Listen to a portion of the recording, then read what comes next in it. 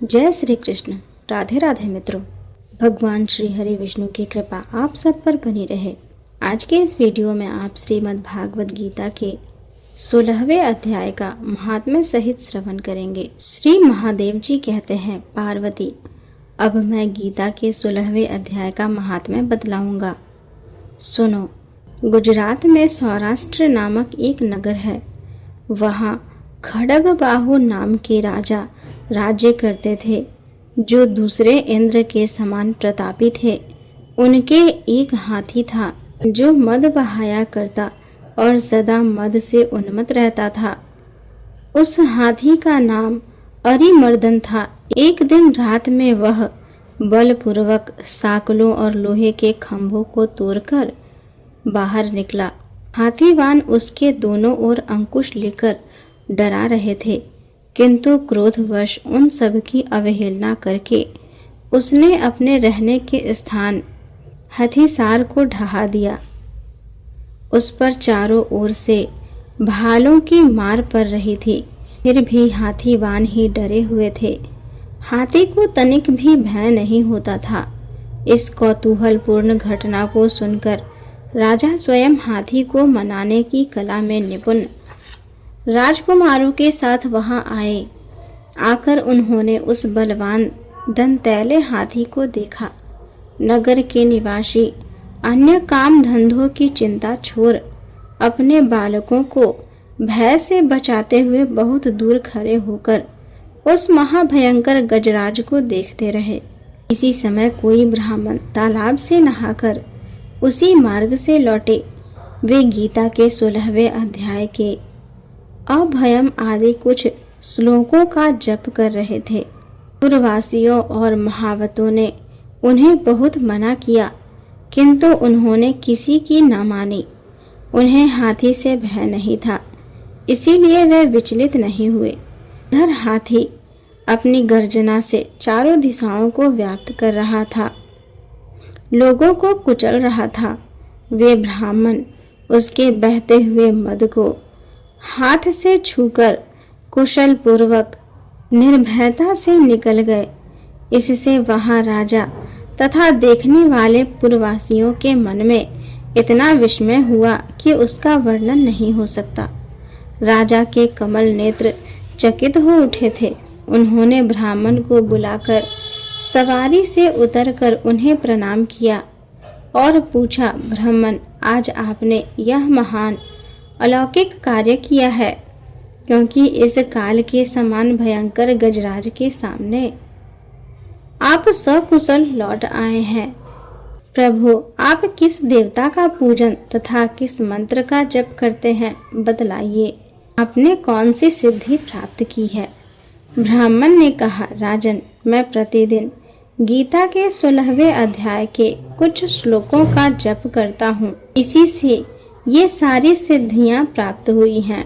श्री महादेव जी कहते हैं, तब हाथी का कौतूहल देखने की इच्छा छोड़कर राजा ब्राह्मण देवता को साथ ले अपने महल में आए। वहां शुभ मुहूर्त देखकर 1,00,000 स्वर्ण मुद्राओं की दक्षिणा दे उन्होंने ब्राह्मण को संतुष्ट किया और उनसे गीता मंत्र की दीक्षा ली। गीता के 16वें अध्याय के अभयम आदि कुछ श्लोकों का अभ्यास कर लेने के बाद उनके मन में हाथी को छोड़कर उसके कौतुक देखने की इच्छा जागृत हुई। फिर तो एक दिन सैनिकों के साथ बाहर निकलकर राजा ने हाथीवानों से उसी मत गजराज का बंधन खुलवाया। वे निर्भय हो गए। राज्य के कुछ विलास के प्रति आदर का भाव नहीं रहा। वे अपना जीवन तृणवत समझकर हाथी के सामने चले गए। साहसी मनुष्यों में अग्रगण्य राजा खड्गबाहु मंत्र पर विश्वास करके हाथी के समीप गए और मद की अवतरण धारा बहते हुए उस गंड स्थल को हाथ से छूकर सकुशल लौट आए। काल के मुख से धार्मिक और खल के मुख से साधु पुरुष की भांति राजा उस गजराज के मुख से बचकर निकल आए। नगर में आने पर उन्होंने अपने राजकुमार को राज्य पर अभिषेक किया तथा स्वयं गीता के 16वें अध्याय का पाठ करके परम गति प्राप्त की। अब श्रीमद् भागवत गीता के 16वें अध्याय का श्रवण कीजिए। श्री कृष्ण भगवान बोले, हे अर्जुन, दैवी संपदा जिन पुरुषों को प्राप्त है तथा जिनको आसुरी संपदा प्राप्त है, उनके लक्षण पृथक पृथक कहता हूँ। उनमें से सर्वथा भय का अभाव, अंतःकरण की अच्छी प्रकार से स्वच्छता, तत्व ज्ञान के लिए ध्यान योग में निरंतर दृढ़ स्थिति और सात्विक दान तथा इंद्रियों का दमन, भगवत पूजा और अग्निहोत्र आदि उत्तम कर्मों का उच्चारण एवं वेद शास्त्रों के पठन पाठन पूर्वक भगवान के नाम और गुणों का कीर्तन तथा स्वधर्म पालन के लिए कष्ट सहन करना एवं शरीर और इंद्रियों के सहित अंतःकरण की सरलता तथा मन, वाणी और शरीर से किसी प्रकार भी किसी को कष्ट ना देना तथा यथार्थ और प्रिय भाषण, अपना उपकार करने वाले पर भी क्रोध न करना, कर्मों में कर्तापन के अभिमान का त्याग एवं अंतःकरण की उपरामता अर्थात चित्त की चंचलता का अभाव और किसी की भी निंदा आदि न करना तथा सब भूत प्राणियों में हेतु रहित दया, इंद्रियों का विषयों के साथ संयोग होने पर भी आसक्ति का न होना और कोमलता तथा लोक और शास्त्र से विरुद्ध आचरण में लज्जा और व्यर्थ चेष्टाओं का अभाव तथा तेज, क्षमा, धैर्य और बाहर भीतर की शुद्धि एवं किसी में भी शत्रु भाव का न होना और अपने में पूज्यता के अभिमान का अभाव, यह सब तो हे अर्जुन दैवी संपदा को प्राप्त हुए पुरुष के लक्षण है। हे पार्थ, पाखंड, घमंड और अभिमान तथा क्रोध और कठोर वाणी एवं अज्ञान भी, यह सब आसुरी संपदा को प्राप्त हुए पुरुष के लक्षण है। उन दोनों प्रकार की संपदाओं में दैवी संपदा तो मुक्ति के लिए और आसुरी संपदा बांधने के लिए मानी गई है। इसीलिए हे अर्जुन, तू शोक मत कर, क्योंकि तू दैवी संपदा को प्राप्त हुआ है। हे अर्जुन, इस लोक में भूतों के स्वभाव दो प्रकार के माने गए हैं, एक तो देवों के जैसा और दूसरा असुरों के जैसा। उनमें देवों का स्वभाव ही विस्तार पूर्वक कहा गया है, इसीलिए अब असुरों के स्वभाव को भी विस्तार पूर्वक मेरे से सुन। हे अर्जुन, आसुरी स्वभाव वाले मनुष्य कर्तव्य कार्य में प्रवृत्त होने को और अकर्तव्य कार्य से निवृत्त होने को भी नहीं जानते हैं। इसीलिए उनमें न तो बाहर भीतर की शुद्धि है, न श्रेष्ठ आचरण और न सत्य भाषण ही है। वे आसुरी प्रवृत्ति वाले मनुष्य कहते हैं कि जगत आश्रय रहित और सर्वथा झूठा एवं बिना ईश्वर के अपने आप स्त्री पुरुष के संयोग से उत्पन्न हुआ है, इसीलिए केवल भोगों को भोगने के लिए ही है, इसके सिवा और क्या है। इस प्रकार इस मिथ्या ज्ञान को अवलंब करके जिनका स्वभाव नष्ट हो गया है तथा जिनकी बुद्धि मंद है, ऐसे वे सबका उपकार करने वाले क्रूर कर्मी मनुष्य केवल जगत का नाश करने के लिए ही उत्पन्न होते हैं। वे मनुष्य दंभ, मान और मद से युक्त हुए किसी प्रकार भी न पूर्ण होने वाली कामनाओं का आसरा लेकर तथा अज्ञान से मिथ्या सिद्धांतों को ग्रहण करके भ्रष्ट आचरणों से युक्त हुए संसार में बरतते हैं। वे मरण पर्यंत रहने वाली अत्यंत चिंताओं को आश्रय किए हुए और विषय भोगों के भोगने में तत्पर हुए एवं इतना मात्र ही आनंद है, ऐसे मानने वाले हैं। इसीलिए आशा रूप सैकड़ों फांसियों से बंधे हुए और काम क्रोध के परायण हुए विषय भोगों की पूर्ति के लिए अन्याय पूर्वक धन आदि बहुत से पदार्थों को संग्रह करने की चेष्टा करते हैं।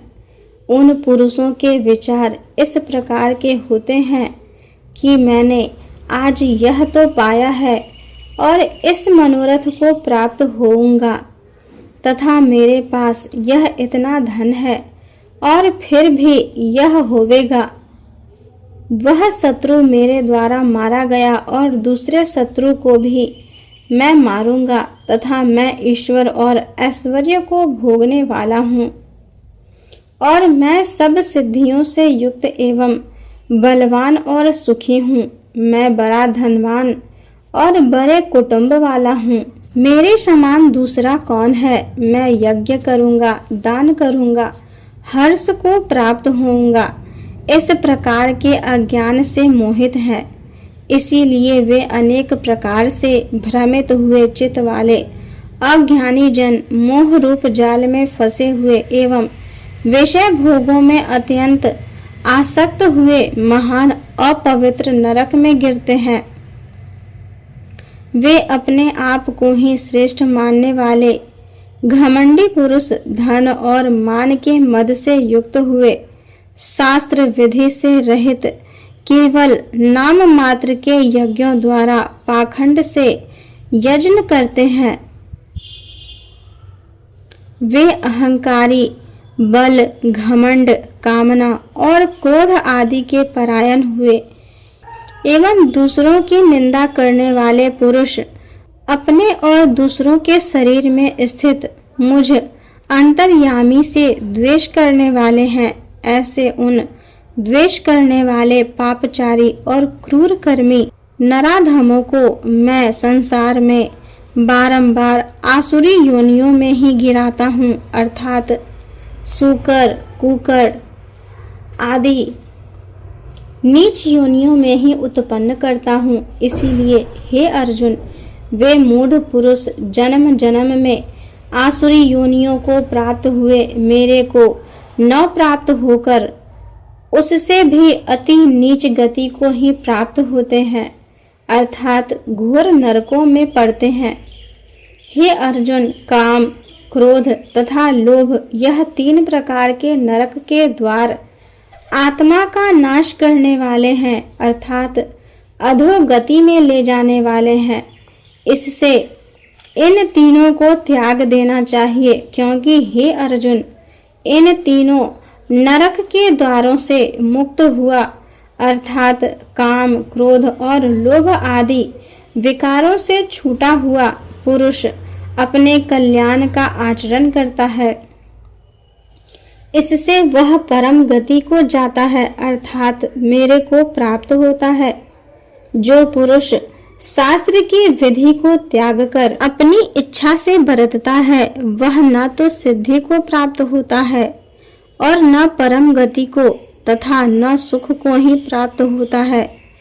इससे तेरे लिए इस कर्तव्य और अकर्तव्य की व्यवस्था में शास्त्र ही प्रमाण है। ऐसा जानकर तू शास्त्र विधि से नियत किए हुए कर्म को ही करने के लिए योग्य है।